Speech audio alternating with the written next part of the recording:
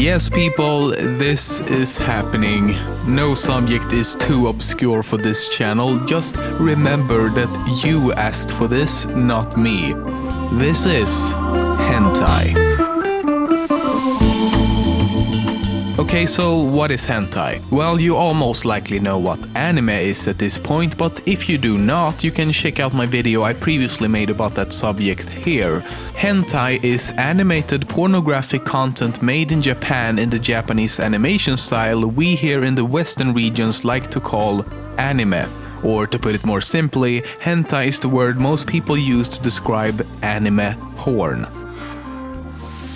Hentai, as I mentioned, is not really used to describe anime with sexual content within Japan itself. That's more of a Western thing. Hentai literally means strange appearance. It can also be interpreted as metamorphosis, abnormal, or perverted. So hentai is more a word to describe something strange, sexually or not, which doesn't really translate that well into meaning animated porn. But then again, when opinions come into play for an audience who mostly think animation is for kids, it's easy to see why the Western world prefer to use a word that means abnormal. The most common words the Japanese use to describe it are 18 kin and ero anime. Some popular manga artists actually began their careers in hentai. The manga artist behind Black Lagoon, for example, who is still drawing hentai by the way. The creator of the extremely popular Hellsing series drew hentai. Actually, every single character in the series came from one of his previous porn comics. The creator of Ghost in the Shell has made hentai in the past. Also, the voice actor for L in Death Note has voice acted in several different hentai anime. One thing that is heavily associated with hentai is tentacle porn. It's something that gets thrown around a lot, and it is a very strange thing indeed. So where did it come from? Why tentacles? Well, it has actually been around in Japanese history for a long time, but the reason they began using it in hentai was to get around old Japanese censorship laws which many years ago prohibited showing graphic scenes of sexual intercourse. Today these laws are much looser, and while this type of hentai has a certain target demographic, believe it or not, it's not at all in the majority like a lot of people might think. The first hentai anime ever to be released is named Lolita Anime and was released as an OVA on the 21st of February 1984. The first hentai video game was actually released 2 years earlier in 1982 and was called Nightlife.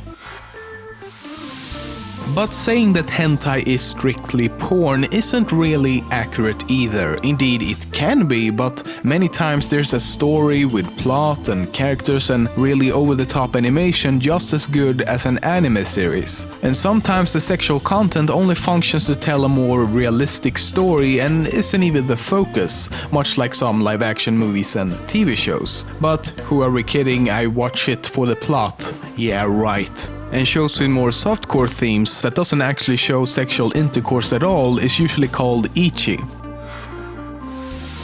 According to the website pornmd.com, hentai is the fourth most searched term on porn sites in the world. When referring to hentai games, they're usually called eroge. They became popular in Japan in the mid-80s, and Japanese game companies such as Enix and Square, which today have merged into Square Enix, actually used to develop these type of games. Recently, Pornhub.com published an article with some extensive research into pornography habits of gamers who use consoles to stream porn directly to their TV.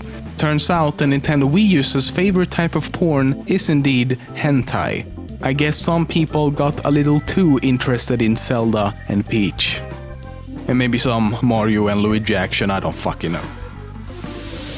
Hentai is in most countries completely legal, but still it can be quite a dangerous thing.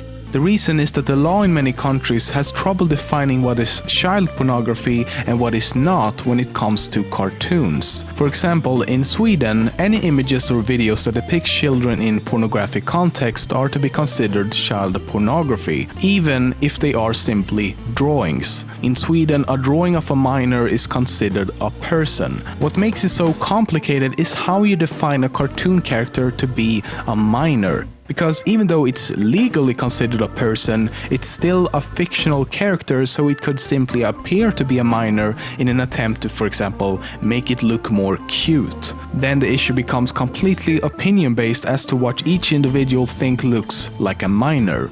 On the flip side, in Japan, depictions of underage characters in hentai is completely legal. Then again, it's fucking Japan.